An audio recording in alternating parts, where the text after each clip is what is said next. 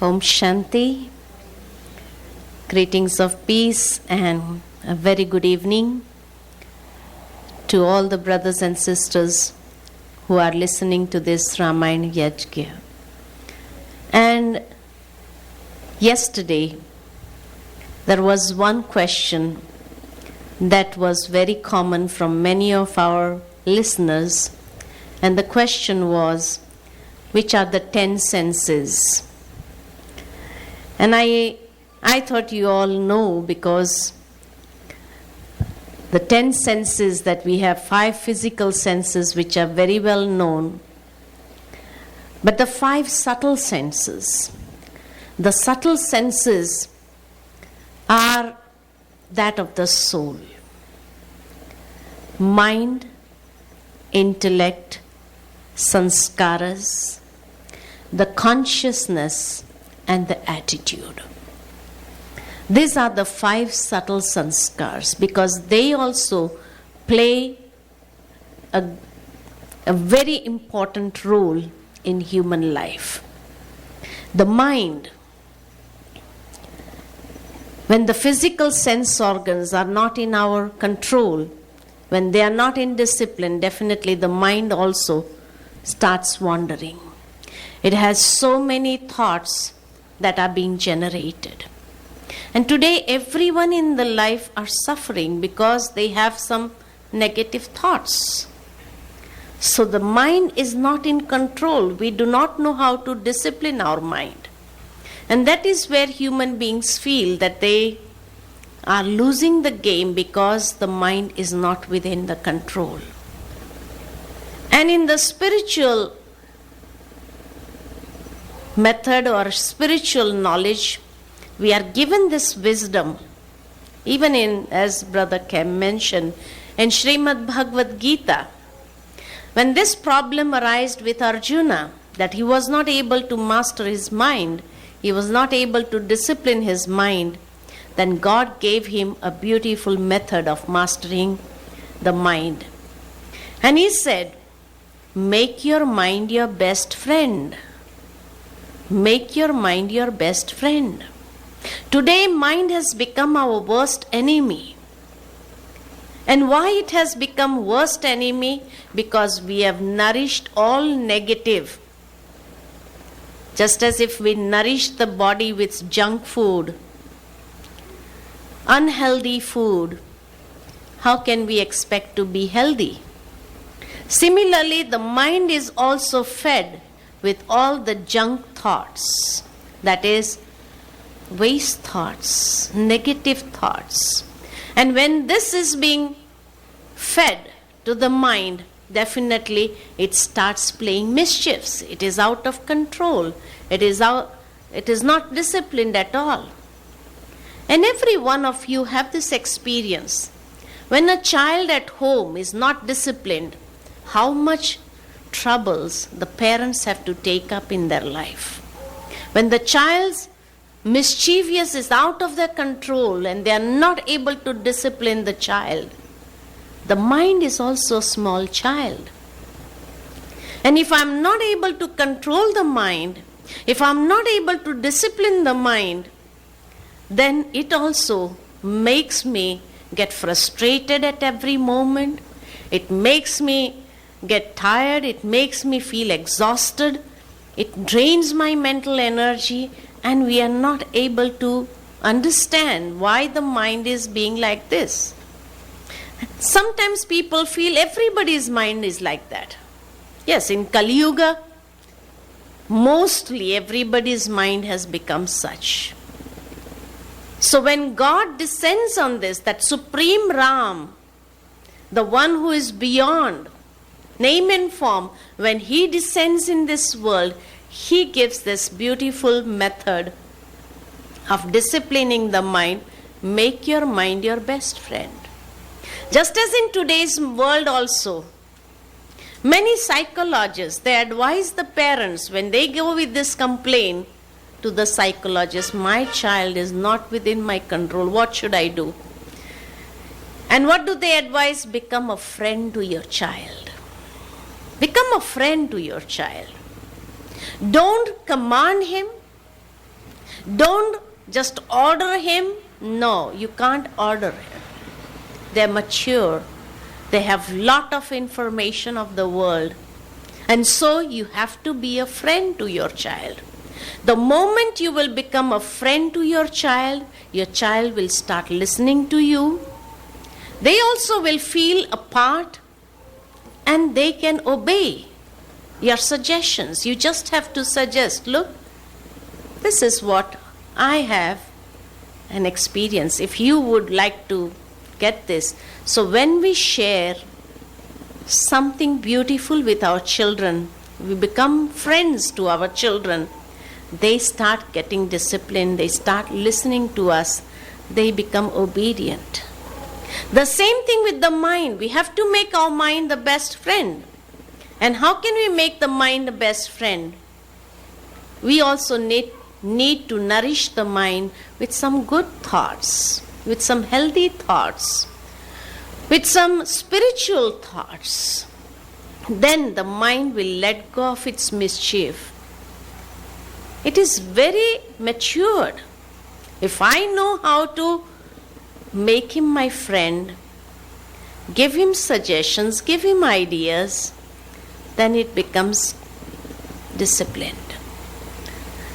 So just as the 5 physical sense organs, they are playing mischief every now and then. Sometimes the eyes are deceiving, sometimes the ears are deceiving, sometimes the mouth is out of control. Yeah.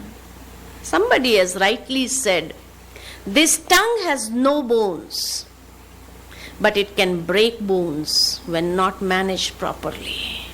Isn't it? It can break bones. It can break bones of the self, it can break bones of others also who are with us. Physical senses, not in our control, all are playing mischiefs because the mind has become the naughtiest of all. So once we are able to control the mind, discipline the mind, nourish it with good thoughts, healthy thoughts, spiritual thoughts, and then you find how beautifully it starts becoming. In today's world, there is an awareness created that whenever people are thinking negative, somebody or the other is there to advise them, why think negative? Be positive. Be positive. Even small children at home, when they see their father and mother getting angry, they would say, chill, cool, be positive. Why do you have to get angry? Isn't it? They tell you. But then the answer is, it is not that easy to be positive. Why is it not easy to be positive? Because we have starved the mind and never nourished it with positive inputs. So, these spiritual discourses, these kathas, these satsangs in the world were meant to get the proper nourishment, good nourishment. But then it became a tradition to just have the stories and listen to the kathas. And some people, they just sit there and the mind is wandering outside in so many other activities that were not completed during the day, and the physical presence is here, but the mental availability is not here. It is somewhere else. But when during the day, for the body also, we nourish the body 3 times in a day, breakfast, lunch and dinner. At least once we nourish the mind with some good healthy thoughts. But that also became so seldom that once in a month or once in 3 months we have such satsang, kathas, yagyas, and that is where we go and get some good thoughts. But we do not pick it up for our own lives. So the satsangs means that we should be in the company of the truth. Nourish the mind with truthful thoughts was not there. So we were starving. That is why the mind was so much at unease, and it became very, very much naughty. It reminds me of a beautiful story. And the story is that once when God said to Arjuna that you have to discipline your mind. You have to make your mind your best friend. And Arjuna asked this question, is it easy? Is it that much easy to make the mind your best friend? Can you show me a technique? And on the basis of what God said, it reminds me of a beautiful story of how we can make the mind the best friend. That once there was a traveler, and he had a beautiful horse, a very healthy horse, a big, nice horse, but it was not in control. Nobody can master that horse. So he went from kingdom to kingdom and met the kings, and he told the kings, if anybody can master this horse, I can give this horse to you. When they saw the horse, he was so nice, healthy, very good horse. Anybody thought of having that horse. So once when the traveler went to a kingdom, and he told the king, I have this horse, but it is a very naughty horse. Nobody can discipline it, nobody can master it.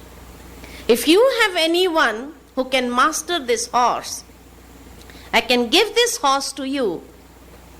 So the king said, well, I have so many coaches who train the horses, who can master the horses, and it is very easy. So they fixed a date, and on that particular date, all the subjects were also called, invited to see how the horse was being mastered. Many coaches, trainers were brought in, the ones who were very expert in mastering the horses. So the horse was kept in the middle in a big piece of land. Everybody was sitting on all the four sides. And at the definite time, one after the other, coaches started going to master the horse. Anyone go near the horse, either from the front or from the back, the horse was so powerful and so big, if anyone would come from the back, it would just kick them. If anyone would come from the front, he would just attack them with his both legs. Nobody could master. One by one, everybody said it is impossible to master this horse. So when no coaches were left, then the king was upset. Don't I have any such person who can master one horse? Everybody has failed. So then he asked the public, is there anyone who can master this horse? And the public thought, if the trainers could not master the horse, how can we do it? So nobody came forward. And it is said that during that time, the prince gets up and he tells his father, can I go and try? So the king, always who sees their children to be just children, small children, so he says, when the coaches were not able to do, when the trainers were not able to master the horse, how can you? You are so young. The attachment. So the prince says, if you give me the permission, I think I will be able to master that horse. After all, it was a royal blood who always used to ride horses and who had interest in horses. So the king said, okay, go ahead. So the prince goes ahead, and for long he was watching that the direction in which the horse was kept, it was such a direction that from the back the sunlight, and because of that there was a big shadow. And the horse was becoming wild because of the shadow. So when anyone would come from behind, the shadow would be so long. Anyone coming from the front, the shadow would be such that when the shadow came in contact with the shadow of the horse, he would just become wild. And that is why nobody was able to master that horse. So the prince, the first thing he did was change the direction. And he kept it in front of the sun. So now the shadow is behind. So the horse can no longer see the shadow. And he immediately got on top of the horse and pulled the reins. And the horse was under control. The mind is also a naughty horse. And to discipline the mind, why is the mind getting so wild and naughty? Because of the shadow. Our face is not facing the sun. The sun means the Supreme, who is the ocean of light and might. So when the face is not facing when we are not facing the Supreme, and we are facing to the world, the shadow is long, and the shadow is of desires. There are so big desires in front of us, and whenever the desires are in front of us, the mind wants to fulfill those desires, and it is naughty in fulfilling those desires. It wants those desires to get fulfilled. So nobody can master the mind which is full of desires. Nobody can master it. The first thing we need to do in order to discipline the mind, to make the mind the best friend, we have to change its direction. And keep the direction in front of the Supreme Rama.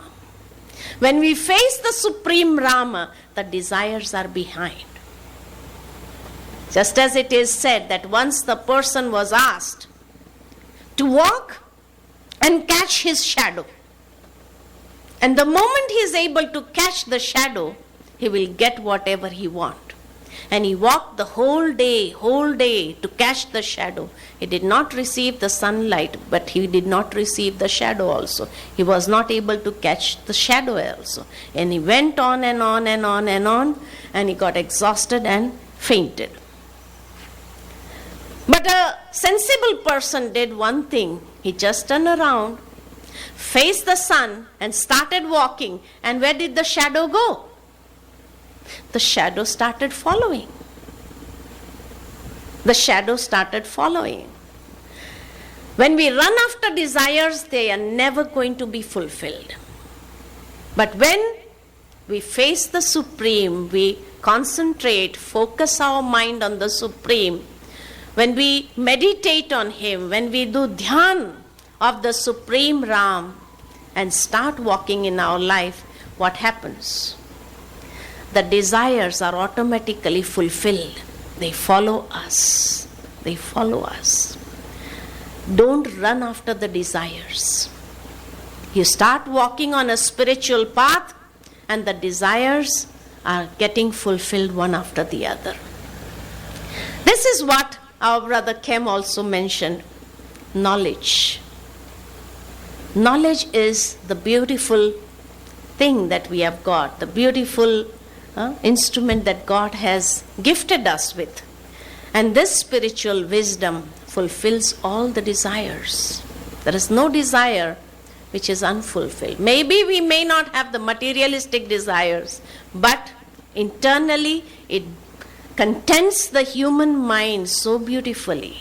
The mind becomes full, it becomes rich with all the treasures. So first we have to change the direction, face the Ram, and get its strength, the light and the might of knowledge. Fulfill your lives with that and start walking on a spiritual path. And you will experience how the mind calms down. And it not just calms down but becomes the most beautiful friend. It will give you very creative ideas. Not only creative ideas, but it will be able to fulfill all your inner desires. You are full. You are fully accomplished. And that is what mind, intellect. Once you sit onto the horse and you discipline it, then pull the reins. The reins are of the intellect. Take the intellect in your hand. Pull the reins and you discipline the mind very easily. Sanskaras. Do not follow your sanskaras, the old habits, old personality traits.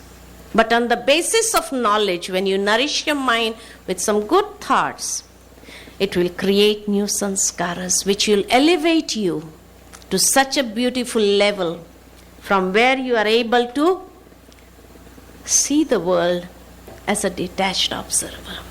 The consciousness is always fully aware of what we are doing, and at the same time the attitude which forms the 100% of your life will make your life so enjoying. So these are the 5 subtle senses. And when the subtle senses are naughty, the physical senses are also out of control. So Dasarat means mastering these 10 senses. I hope everybody is clear about it. And when we have the awareness of the self, that is when I realize myself, since ages we have been listening, know thyself, realize thyself. So when I understand myself in a better way, I realize myself in a better way, I am able to have mastery upon these 10 senses. Because this body is just like an instrument and the soul is the master. So Dasarat. And then the life becomes Ayodhya. And the 3 companions we saw yesterday, just revising them, that you become the embodiment of all efficiency, you become the embodiment of all attainments, and you are a good friend of everyone. When a person is the friend with his own self, is a friend with all. His relationship with all is like a beautiful friendship. And then the 4 sons whom you have in your life, but the only thing is we have to recognize them. Rama, as it is mentioned, the meaning of Rama is, do we know the meaning of Rama? In Hindi it means Ramne Wala, the one who plays. The one who is constantly enjoying in playing. Playing with what? Playing with the treasures of knowledge. Playing with wisdom. And that was what Ram took birth for in this world. Second is Bharat. Bharat, you know what Bharat means? The name Bharat, if you separate, Bharat. Rat means land. And Bha means aura. So Bharat means the one whose aura was so divine, so understanding, and fully dedicated. That was his personality. The third one was Lakshman. Lakshman means Lakshman, 2 words again, Lakshman. And Laksh means aim and object. And Man means mind. When you give an aim and object to your mind, when you give a direction to your mind, that this is the direction you have to follow. Lakshman. Today, our mind has no direction. It is wandering in different directions, all different directions. But when we give an aim and object, that this is your direction, you have to follow this. This is the direction which will lead you to your destination.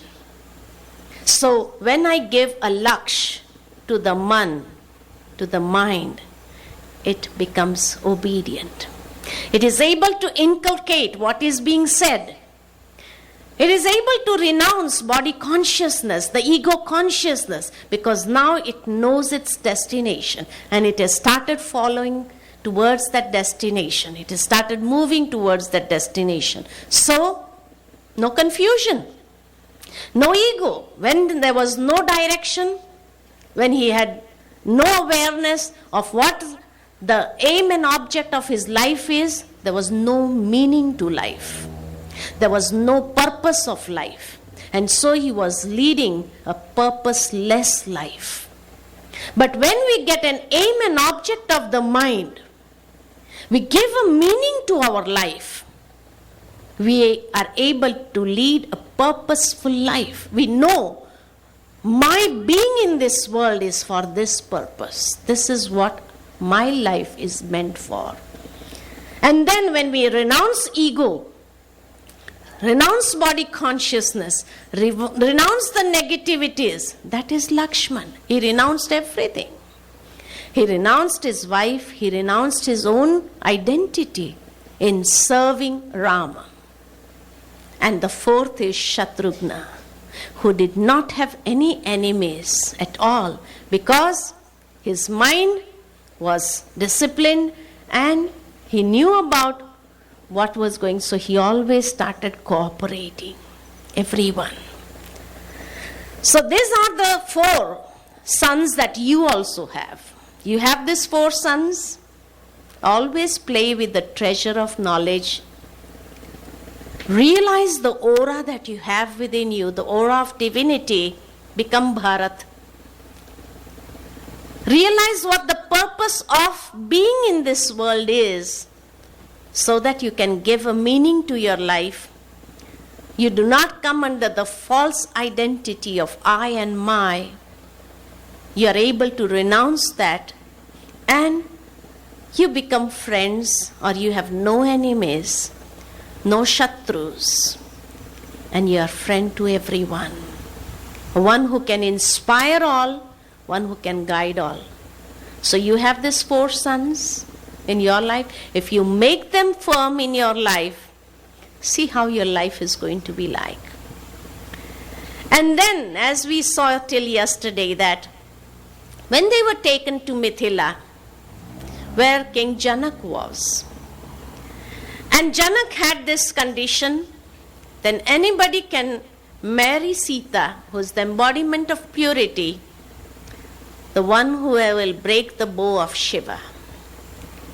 And because Rama was egoless, because he was not having any type of body consciousness, so no fear. Where there is ego, there is fear. Fear of being hurt. Who is going to be hurt? Who is going to be hurt? The ego. When I renounce the ego, who is going to be hurt? No one. Whenever we are under the illusion of false identity, that is ego. And there is always a fear of getting hurt. Always a fear of getting criticized. Who is going to be criticized? That false ego. When we listen to people when they say, oh, this person is so egoistic. Who is egoistic? And whenever he comes to know about it, how does he react? So, when a person is egoistic, he always is living under fear of being criticized, fear of being hurt, fear of failures, if he is not able to do, fear. So wherever there are fears, a person cannot be at peace. So Ram was beyond ego, beyond fear, beyond anxiety, and that is why he was able to lift that bow of Shiva. And he was able to break it. And that is where he attains purity in his life. So knowledge combined with purity is divinity. When knowledge combines with purity, it is divinity. They get married. So when we get them married in our life becomes divine. And it is said that when this bow was broken, then the sound was such that created such a big sound that Parshurama, who was meditating on the mountains, he heard the sound and immediately came down, because he was a great devotee of Shiva. He was meditating upon Shiva, and when he heard the sound, he was full of rage. Who broke this bow of Shiva? And he comes immediately running from where the sound came, and he reaches there. And he is full of anger. He was enraged not only as the great bow was lifted, but broken into two. And he is so angry on Ram. And when I was doing this research, I had a thought. I don't know whether you ever had the thought, because you have been listening to Ramayana and various other kathas so many times. So I don't know whether you ever had this thought. But whenever we listen to the Dasha Avatars, have you ever heard about the Dasha Avatars? The 10 incarnations of Rama. One in the form of Krishna, one in the form of all the Dasha Avatars. And it is shown in the Dasha Avatar that one incarnation is in the form of Ram and the other incarnation is in form of Parshuram.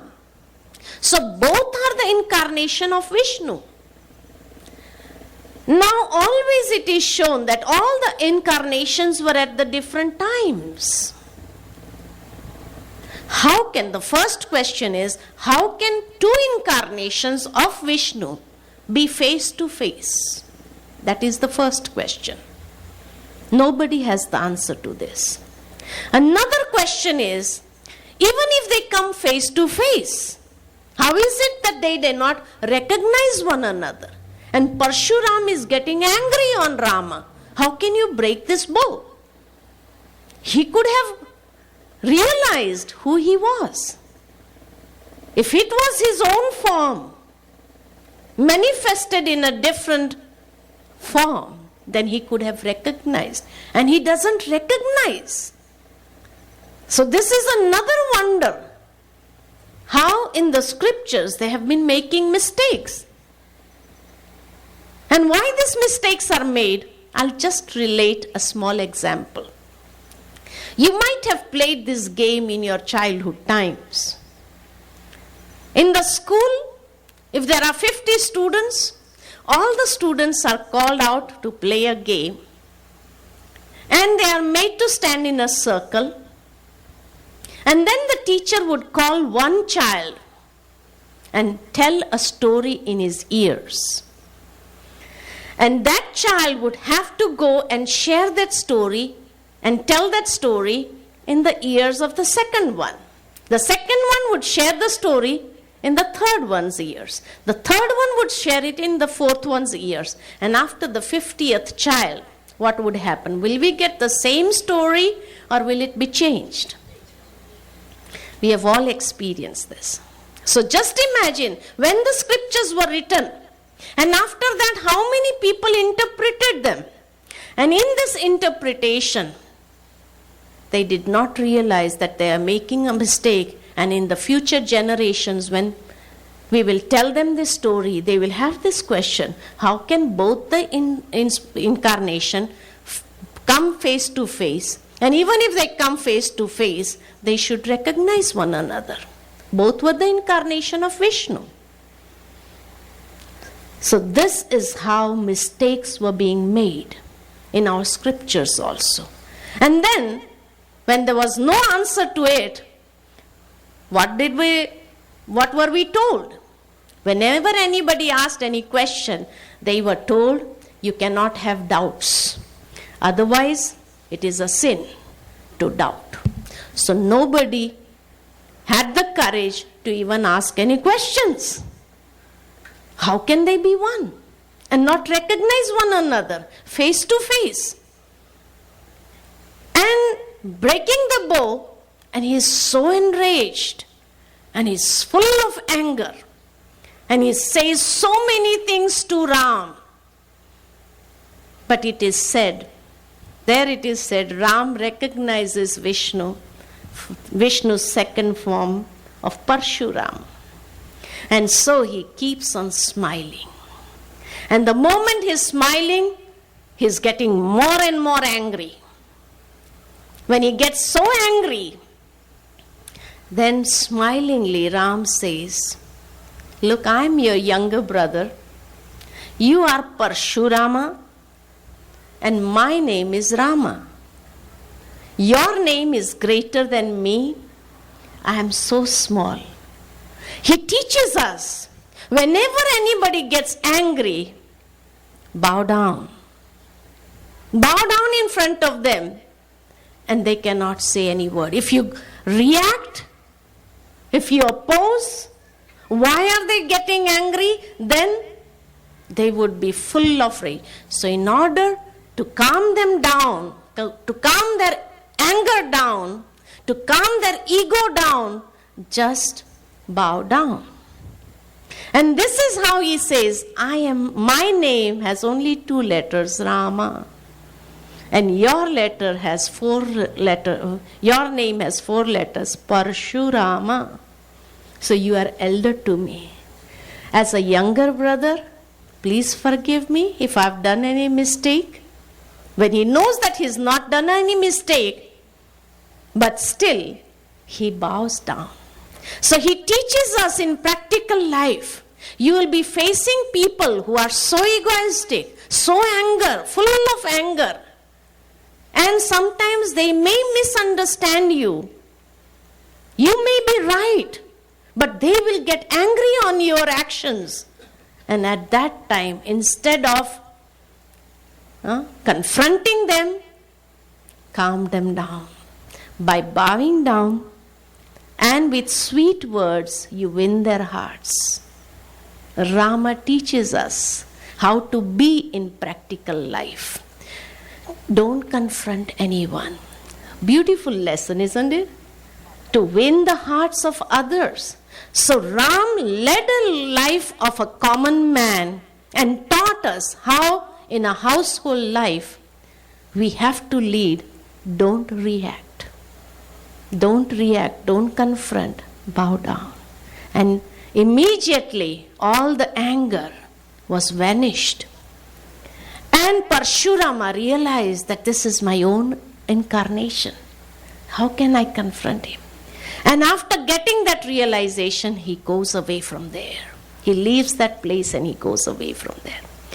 So if you bow down, don't confront others, they will also calm down. They will calm down, and the whole matter, instead of increasing and the fight going on and on and on, for ages maybe, it will be resolved immediately. Resolve any conflict with sweet words, with humility.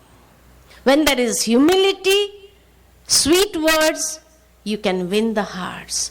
Anything that is happening, any circumstances is there, you are able to immediately resolve that. Such a beautiful teaching Ram gives us. We have heard this katha so many times. Did we ever practice this, what he had taught through his life? No way. We were always confronting. We were always trying to make others look down. And when we did not succeed, we tried to use all our resources and make them look down. We defamed people. Sri Ram did not taught us that through his action. So these are the valuable lessons Ramayana is teaching us, how to be in our household life. And then as Parshurama leaves from that place, then they come home. All the 4 princes, they have their wedding, and their wives, they come home. And that is the time then there is a test paper. Whenever everything is going on very peaceful in our life, something or other test paper starts coming up. You have always realized this, haven't you? Something or other comes up. So a test paper comes up, and everything was so peaceful in the Ayodhya. And then mantra comes up. Mantra means gossiping. So this is the greatest weakness of ladies, female personalities. They love gossiping. On small things also they like to gossip a lot. On a dress maybe they go on gossiping, they can gossip for hours. And you must have heard this joke. Have you ever heard this joke? That there were two ladies sitting next to one another and they did not talk for half an hour. This was the greatest joke. How can two ladies sit together and not talk for half an hour? Huh? They have this habit of at least asking, where did you get this dress from? Huh? They can start the topic from anything. Maybe two males, they don't have much to talk. They can sit quietly for half an hour without talking. But females, they know how to start a topic also.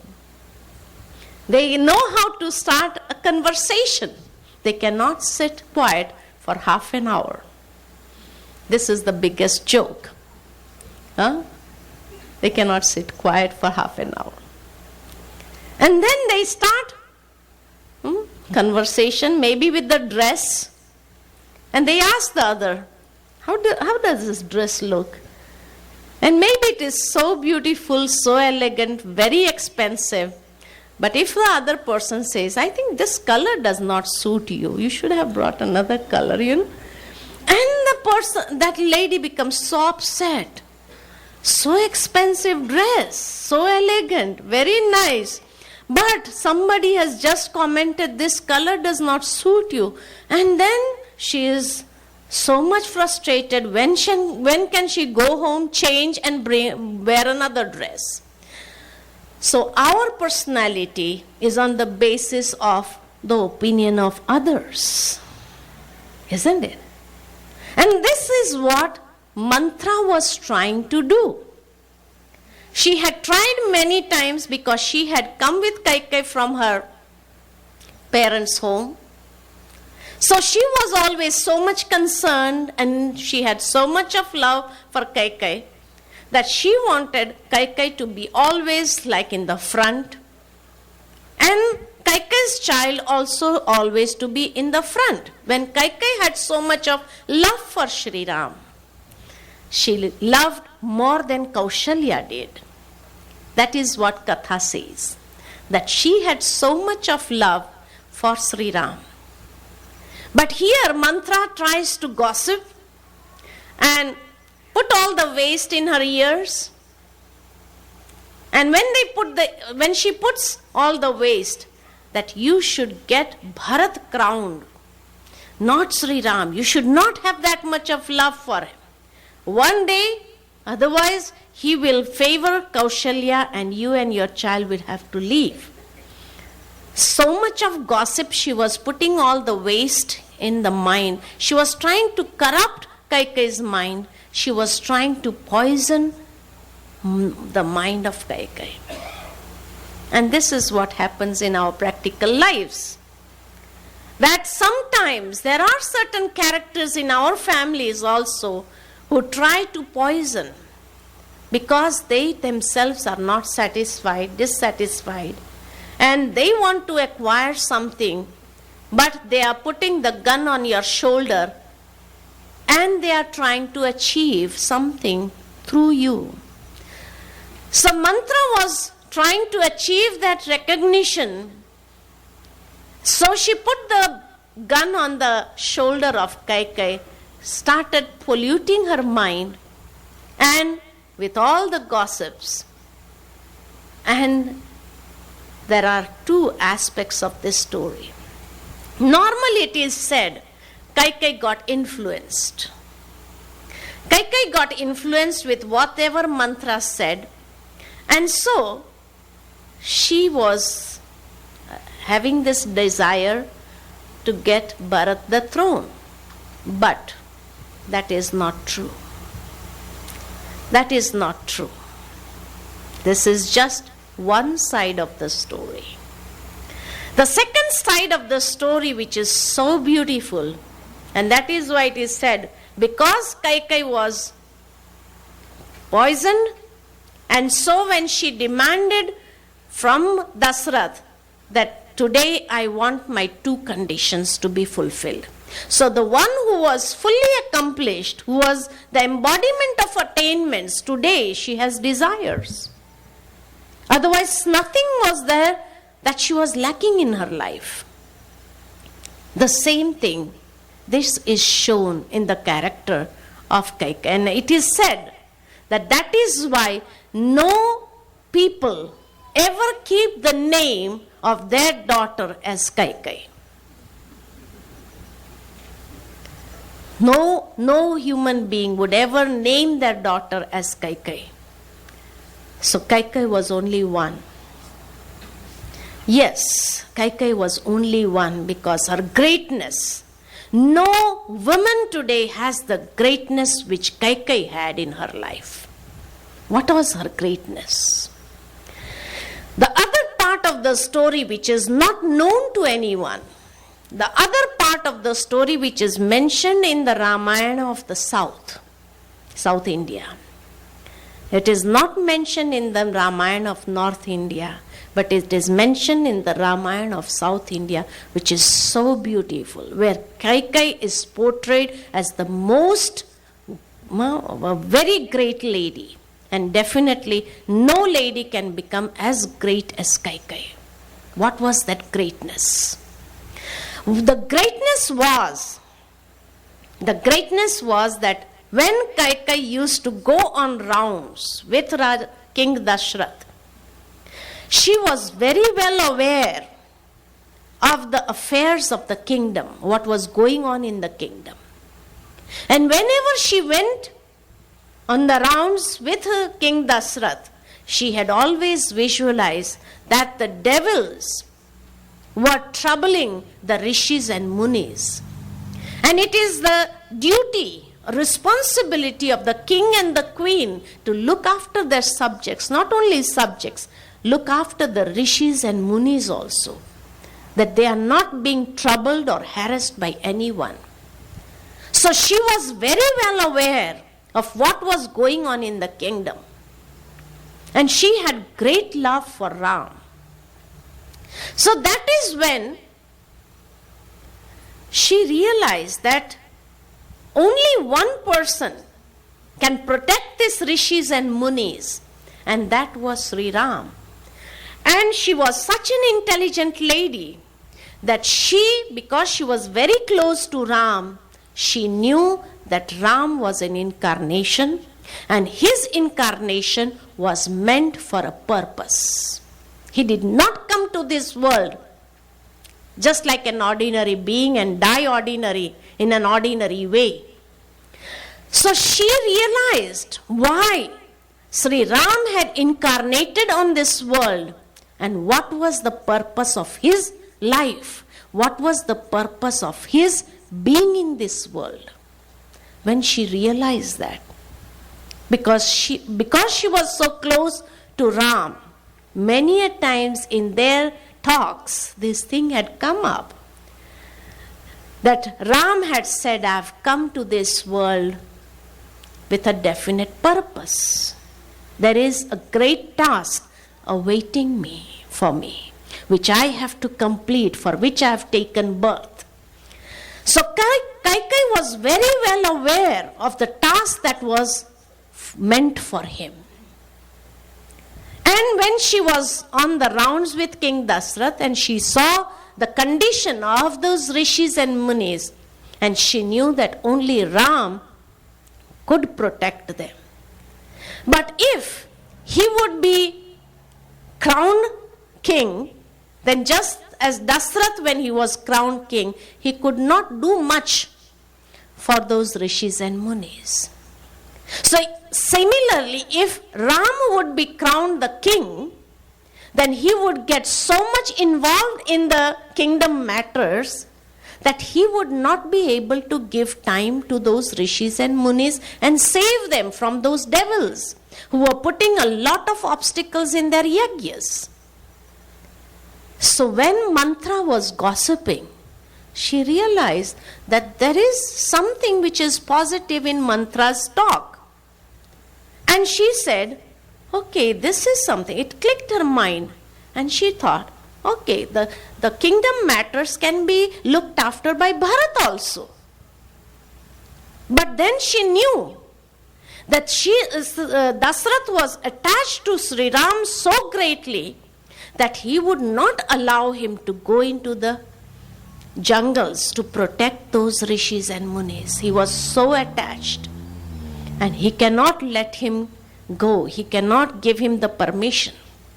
So that is when Kaikeyi thought, no matter if I have to defame myself, I will take this step. Can any lady defame herself? Can anyone do this great task to defame herself for the benefit of the society? No lady can do this great task. Kaikeyi did this. Kaikeyi was the only one who thought of getting defamed for the society.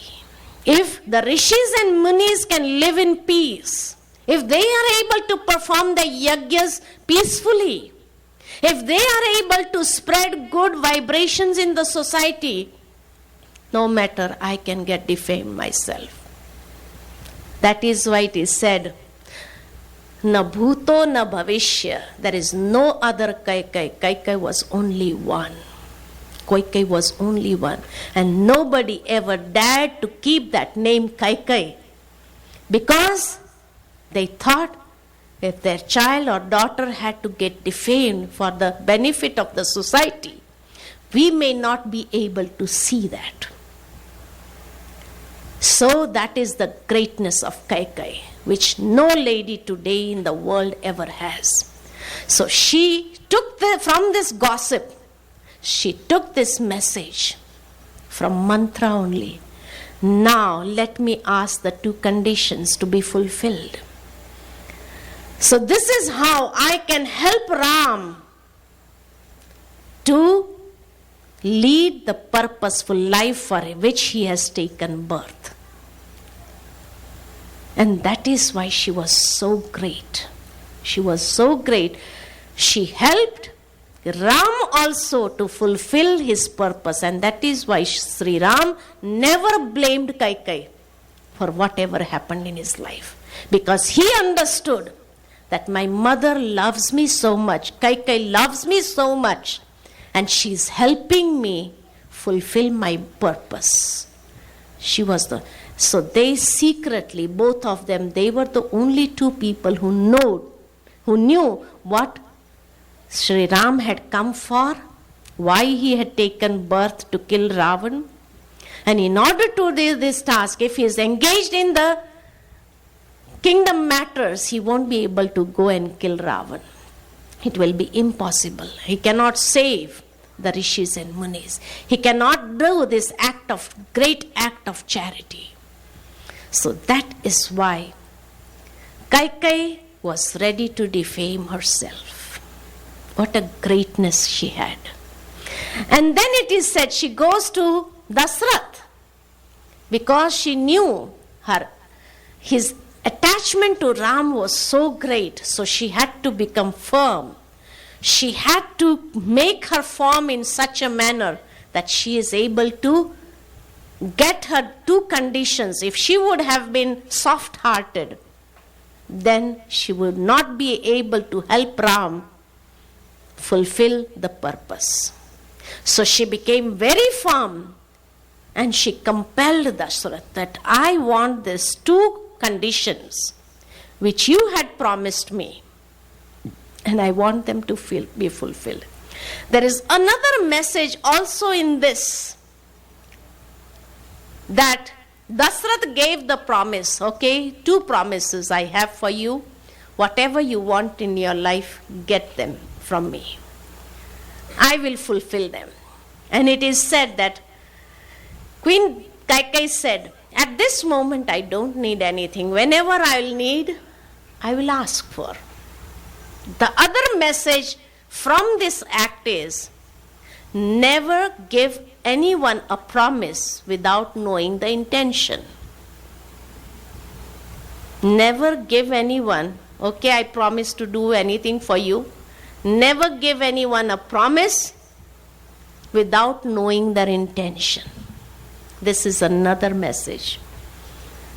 And so Kaikeyi then compels Dasrath. And she knew, she calculated. In order to protect these rishis and munis and their yagyas, what they are doing for the benefit of the society, for the kingdom, to protect them and to remove all the devils, to destroy all the devils, how much time would be needed? So she calculated at least 14 years are needed. At least 14 years. So she goes to Dasrath and she says, banish Ram for 14 years. Until then, give the kingdom to Bharat. So she was very firm on that. This is why I said she was ready to defame herself. She was ready to defame. And for that, if she was very softly, she would have said to Dasrath, do you think Dasrath would have agreed? No. So she was very firm on that. One who is bounded with desires loses self-empowerment. And this is where it is said, when Dasrath was having the desire of getting Ram crowned, whenever there are desires, what happens? We start falling. So the desires loses his self-empowerment.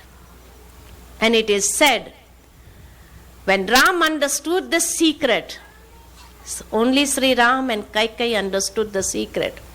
So he gets ready to go to the exile for 14 years.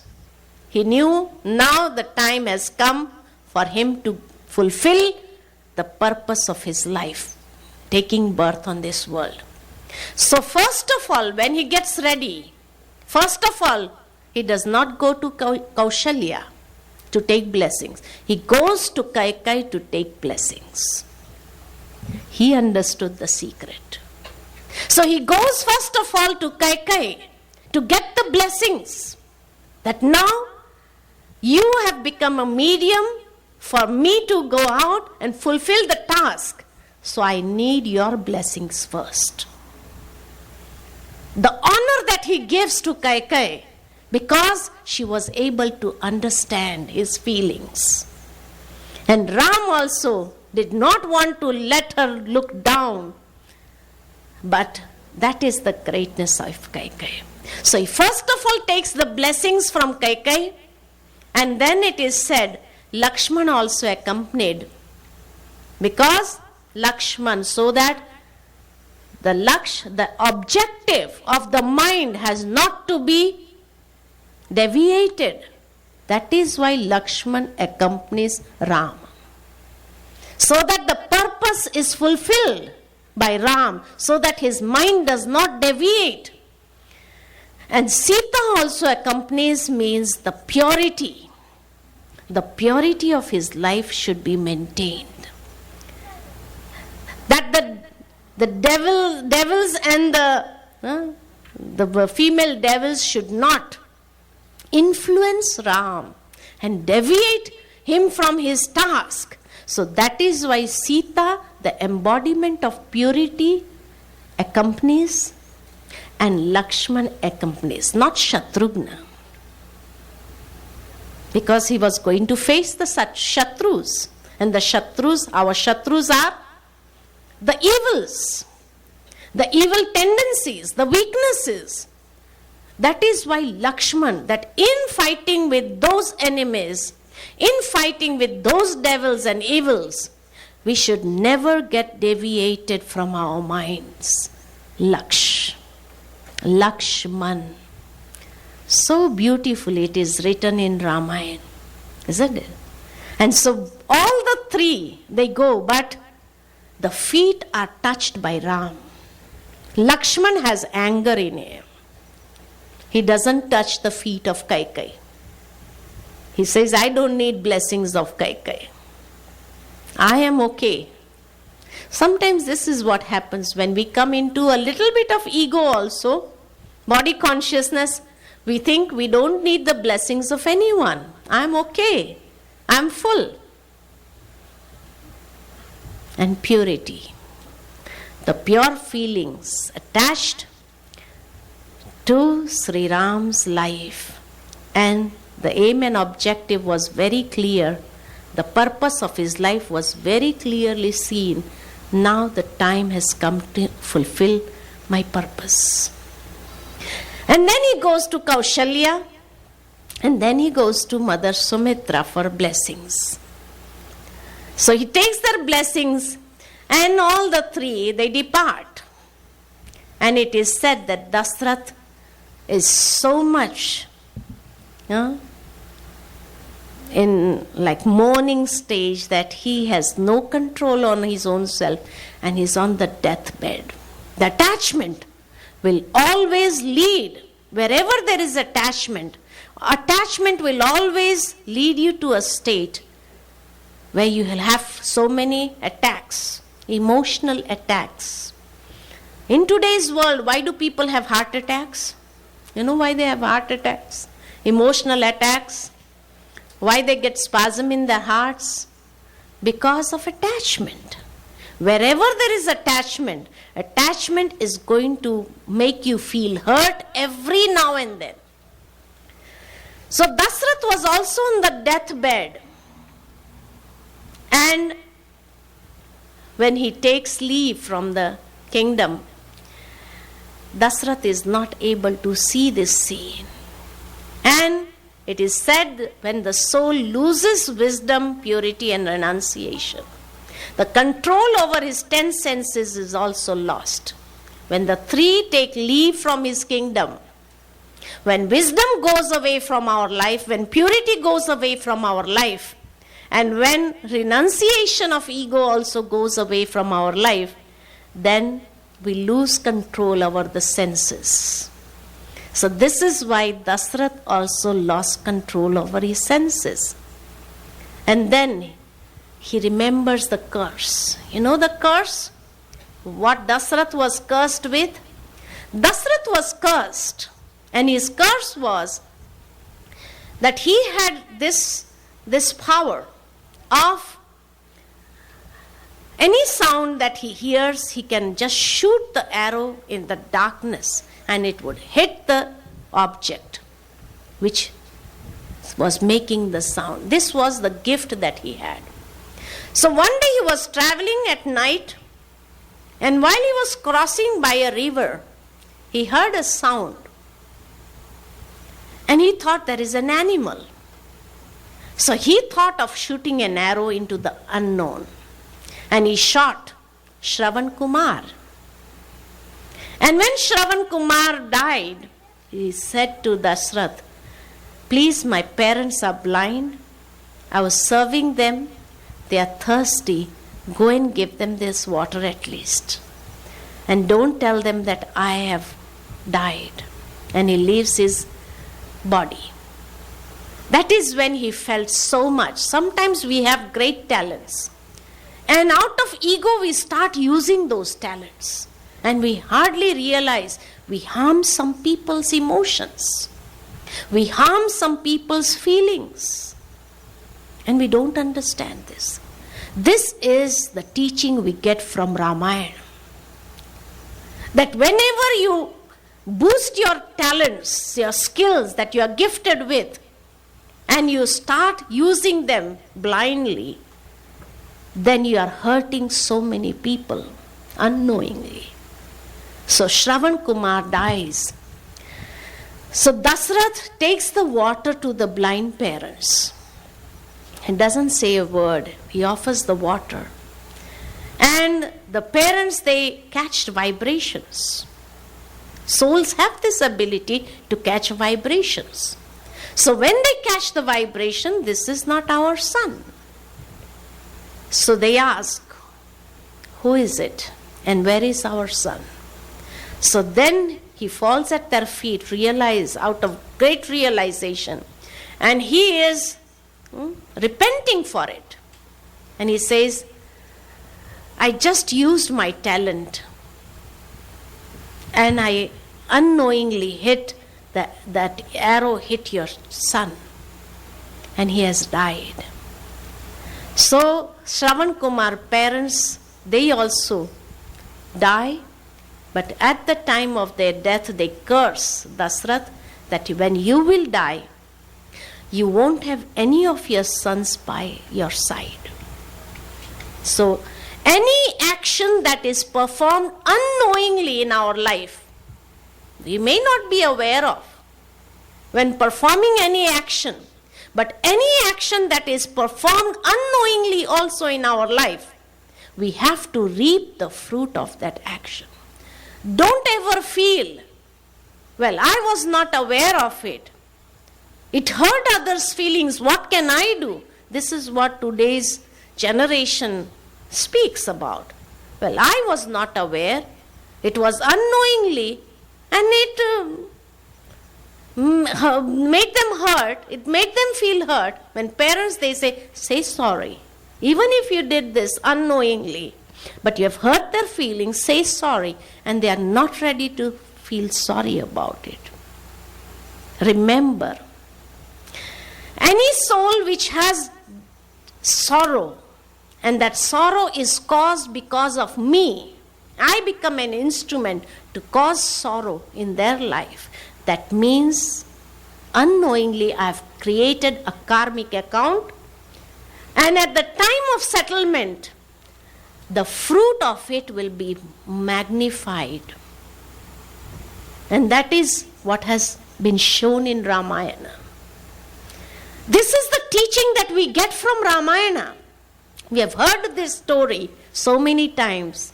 But have you ever understood this message from this scene? That unknowingly also, when we boost for our skills and talents that we are gifted with, and we use them in such a way where it gives sorrow to some people, whatever their vibrations are of sorrow, they come as a fruit in my life in a magnified form. And when I will have to reap that fruit, don't say, but I did not give that much amount of sorrow to them. You are reaping that. And in reaping, it is magnified. So always unknowingly when something happens by you, say sorry immediately. Feel sorry. It is not just saying sorry. Feel sorry.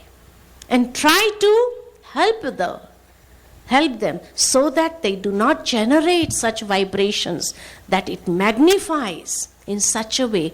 You help them in such a way that they really forgive you from their heart. Then only your karma will be settled at that moment. Otherwise, you will have to reap the fruit of that action, and it will be in a magnified form. In a magnified form. It is not just action. They lost their relationship. The three of them, they lost their relationships with one another. The bond which was between them, they lost that as well. Not only that, they experienced deep sorrow. So the feelings were also hurt. So it was not just one arrow. The feelings were hurt. The relationship broke. So many things happened.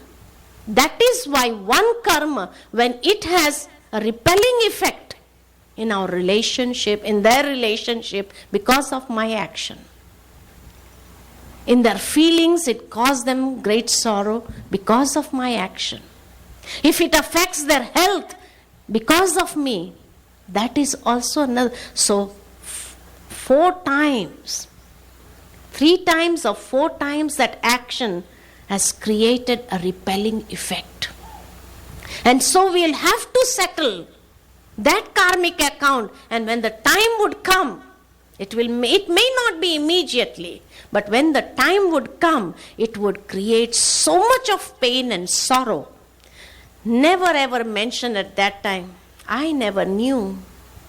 that one small action is going to give me so much of pain? This has been shown in Ramayana. This teaching has been given in Ramayana to all of us through practical story.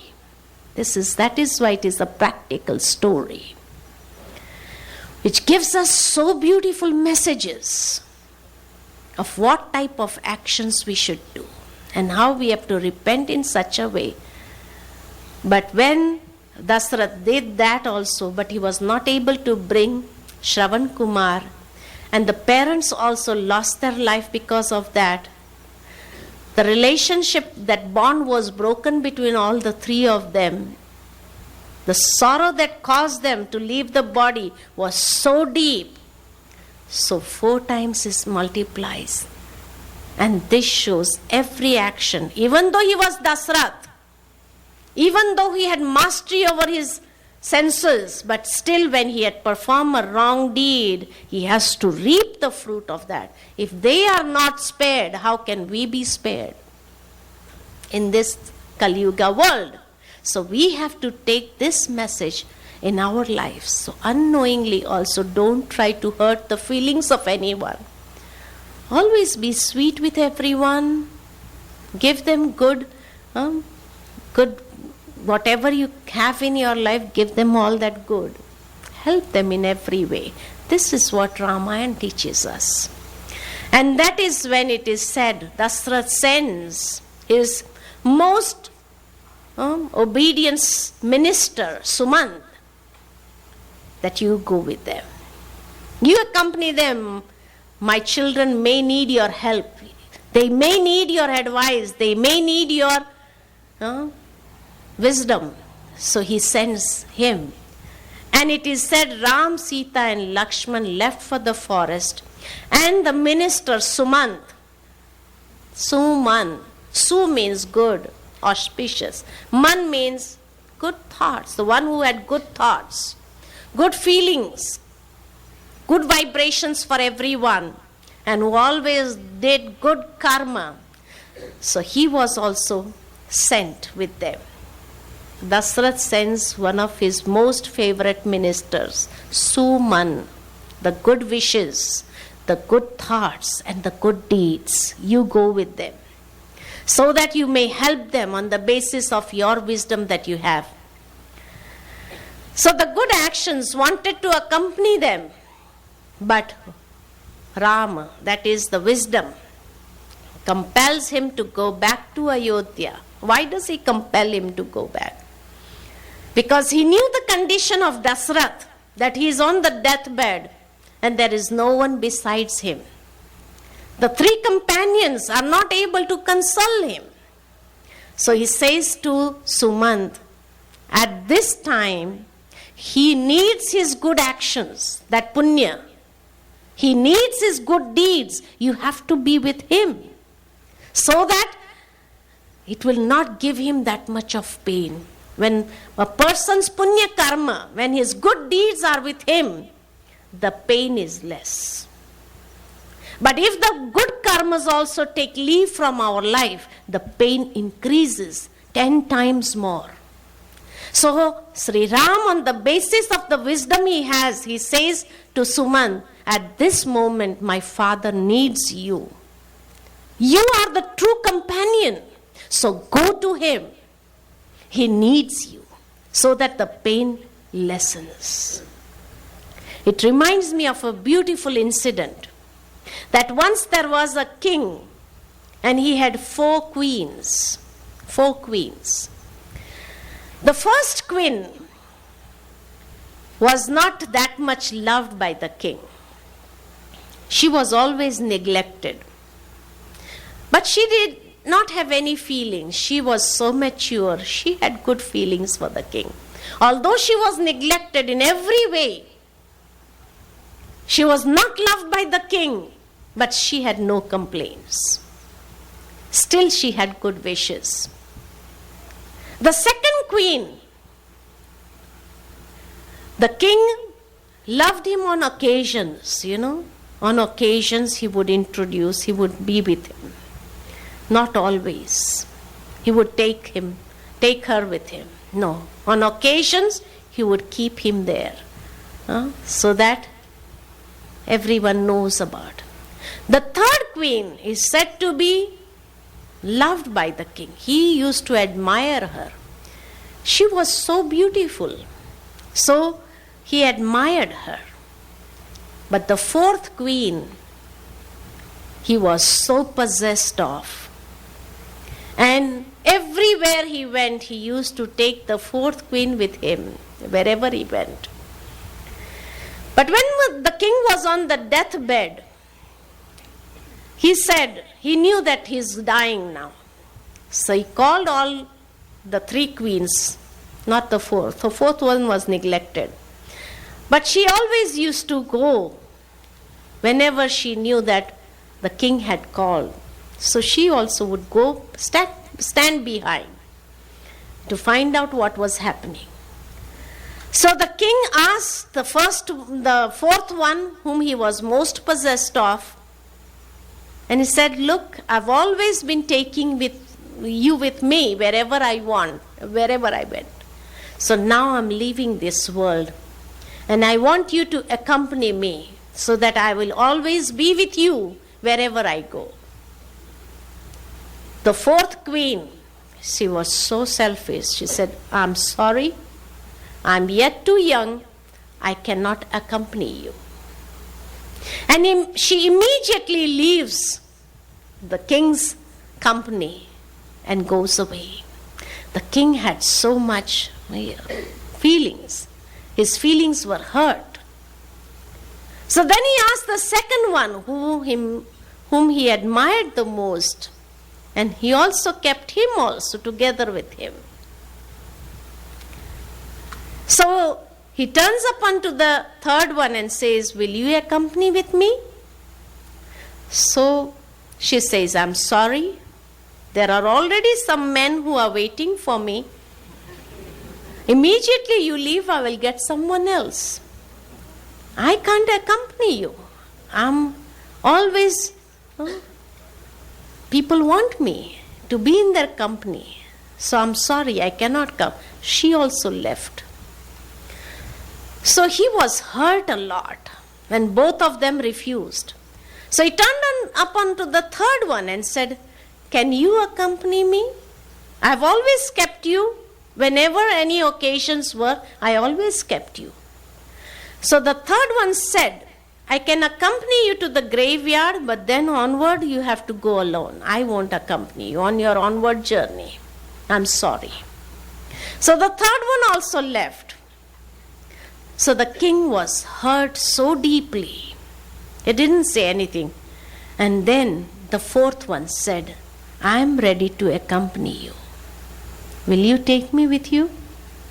And the king realized, the one whom I had every time neglected, today she is the one who is going to accompany me. And he feels so bad. Similarly, in our lives also, we have these four queens. The first one, our own karma, whom we have neglected always. We did not pay attention to our karma, not realizing that they are going to accompany us in the next life also. We neglected them, ignored our karma, good deeds, who were always there, but we never paid attention to them.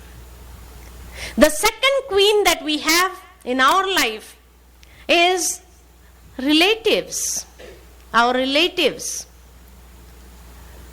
When a person dies, they come up to the graveyard, that's it. Onward journey has to be done by the person himself. We have always on occasions remembered our relatives. All our relations, we kept them in front to show the people, these are my relations.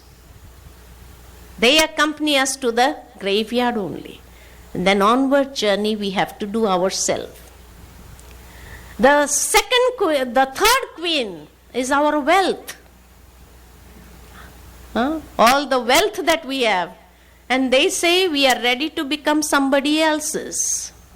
Now the moment you leave, we will find somebody else. the wealth goes in the hands of somebody else. Doesn't come with us. No wealth is going to come with us. So those who utilize it in a worthwhile way, the punya comes with them. That's it. Whatever the wealth, through the wealth they have done, punya karma, good karmas, charitable actions, that only comes, but the wealth does not come. So this is another message. Use your wealth in a worthwhile way, so that at least you take the punyas with you. And the fourth queen, whom we are most possessed of, is the body. Every time we have been carrying this body wherever we went in the world. And when the time comes for us to leave, and we ask the body, will you accompany me? Immediately the body says, I'm sorry, I cannot accompany you to your next life. It is impossible. And leaves our company immediately. The body, first of all, leaves our company. The moment the body comes to know that now we are departing on an onward journey, immediately, whether we are on the road, anywhere, wherever we are, the moment it comes to know, it leaves our company. Whom we have been taking care of so much, whom we have always been decorating, whom we have always been adorning, putting so much of decoration on it, all the wealth and everything. It is the first one to leave us. The first one is the only one it accompanies us, and that is our karma. So that is what Sri Ram says to Sumant, that at this time my father needs you. He needs his good deeds, because when the good deeds are there with the person, then the pain and sorrow will become less. So you go there. You don't have to come with us. We will manage. You go there.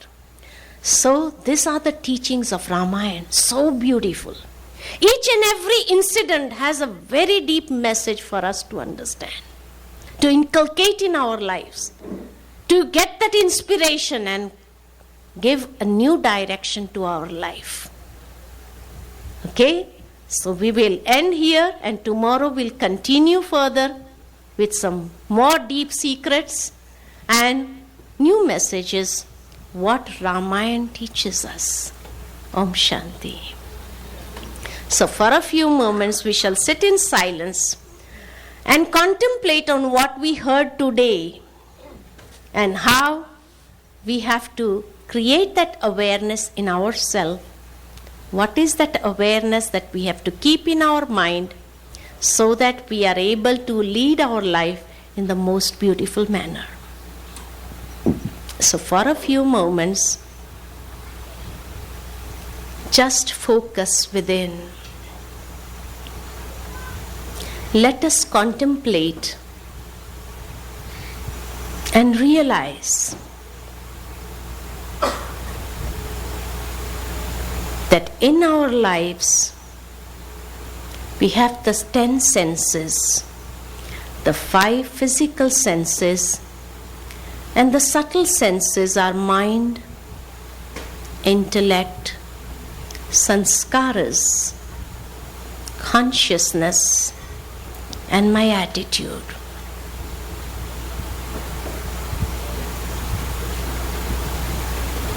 And the mind has become a naughty horse, is constantly playing mischief.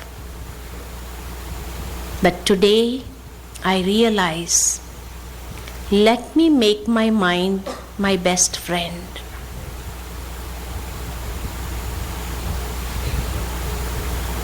The wisdom is with the intellect, so let me pull the reins of my intellect to control the mind, to discipline the mind, which is like a small child.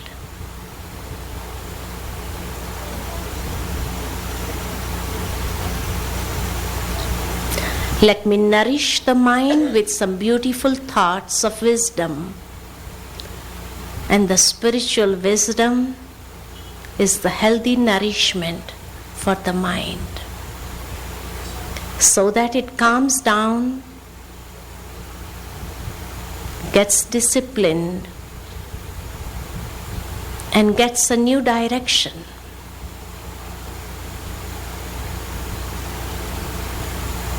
Instead of letting the mind run after desires, which is never ending,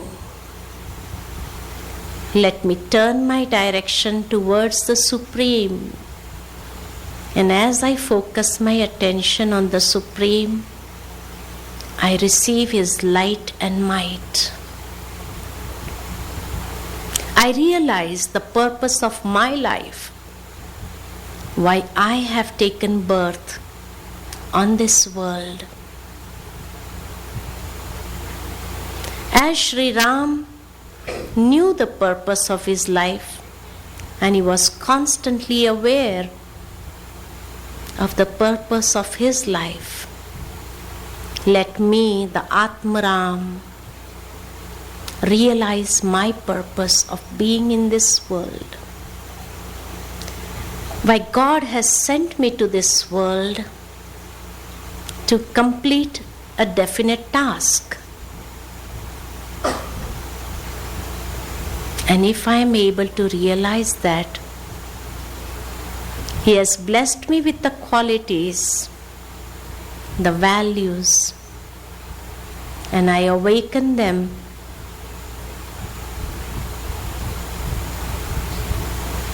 nourish them,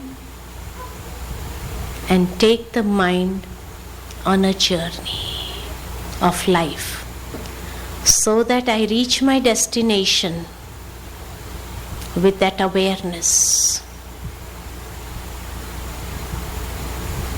The teachings of Ramayana help me at every step.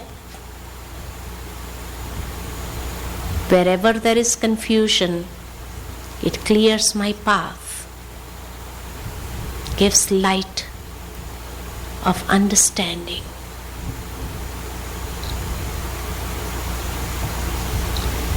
Om Shanti, Shanti, Shanti.